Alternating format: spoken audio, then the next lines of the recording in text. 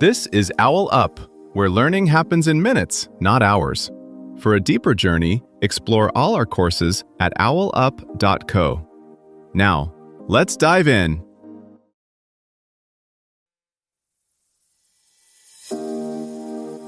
Welcome back to Chapter 2 of our series, Unsung Monarchs, Royals in the Shadows. In this episode titled, Empress Matilda, A Battle for the English Throne, we'll explore the remarkable story of Empress Matilda and uncover her pivotal role in shaping English history. So, let's dive in. Steel rings on stone, church bells clash with battle cries, yet the woman at the center of this storm never wears a crown. In a realm where kings are expected, an empress is promised everything, then denied. So how does a rejected heiress reshape a dynasty from the shadows? By the time Matilda was 12, she'd already been packed off across the Alps to marry the Holy Roman Emperor, less a bridal journey than a high-stakes export of English royal strategy. In Germany, she learned how power could be negotiated in council chambers as effectively as on battlefields, watching imperial politics swirl around excommunications, rebellious princes, and fragile alliances. When the emperor died and she was recalled to England, it wasn't for retirement, but for redeployment. Her father needed an heir he could trust. Instead of grooming a son, Henry I summoned back a widowed empress hardened by continental realpolitik. Yet the very strengths that had made her valuable abroad, foreign prestige, sharp political instincts, and independence, would be recast at home as threats by anxious barons, like storm clouds they insisted were just unseasonal weather right up until the flood. Henry I's solution was deceptively simple: make everyone swear.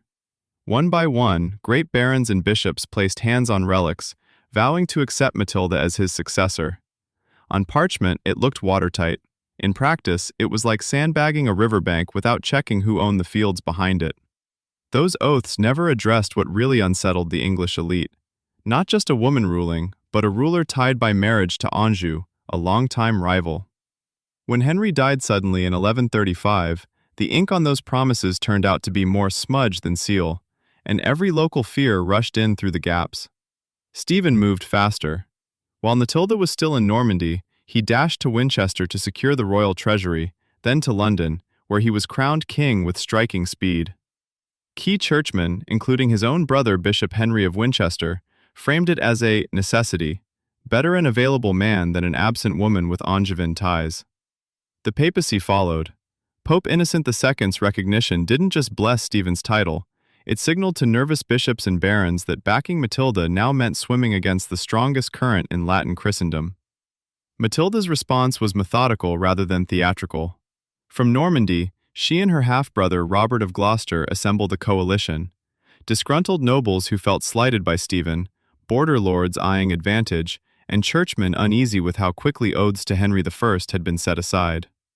When Matilda landed in England in 1139, she did not march straight on London.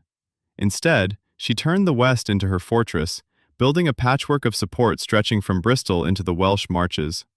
It was less a single front line and more a shifting weather system, clear skies in one shire, storms of siege and raid in the next. Castles became the real map of loyalty. Many were modest stone keeps on hilltops, but they functioned like hardened nodes in a nervous system. Whoever held them controlled tolls, harvests, and local justice. During the anarchy, a significant slice of these strongholds, perhaps a fifth, changed hands, sometimes more than once, as lords hedged bets or simply yielded to the nearest army.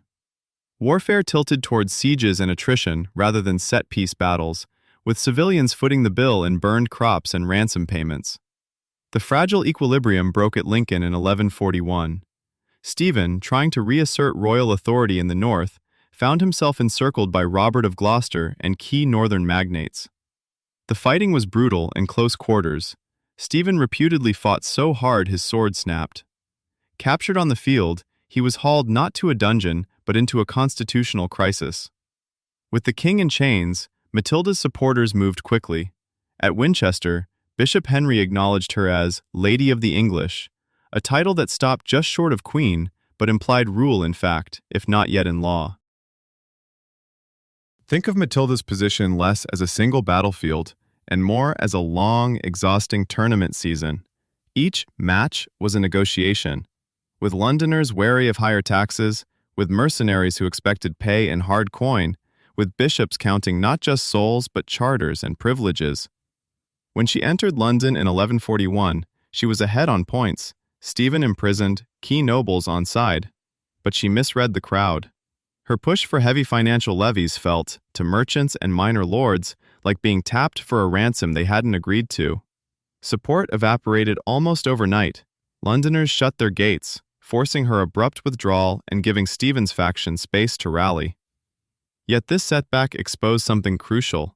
The throne was no longer a simple prize of birth or brute force.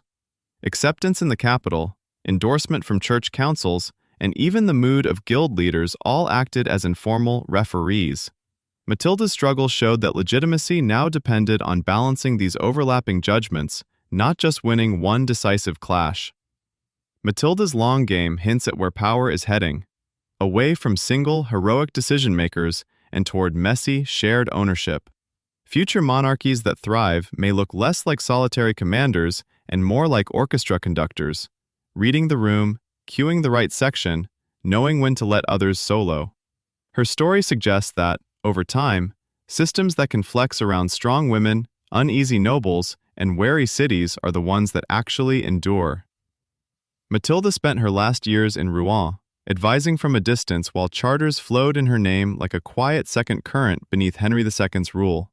She never staged a triumphant return, yet legal memory kept circling back to her claims, much as a river slowly carves a new course that later mapmakers treat as if it had always been there. Try this experiment.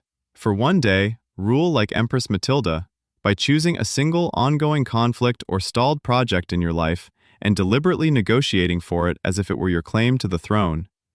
First, pick a specific baron in your world, maybe a skeptical colleague or family member, and plan a bold but controlled Oxford escape moment. Present them with a clear, non-apologetic proposal that states exactly what you want and what you'll give in return, instead of softening or backing down. Then, for the rest of the day, track how people respond when you stand your ground with Matilda-style authority, no over-explaining, no self-deprecation, and compare those reactions to how things usually go when you're more conciliatory. This was OwlUp, your daily step forward. This series continues with more chapters on OwlUp.co. Visit OwlUp.co to access the complete course and continue your learning journey. See you there!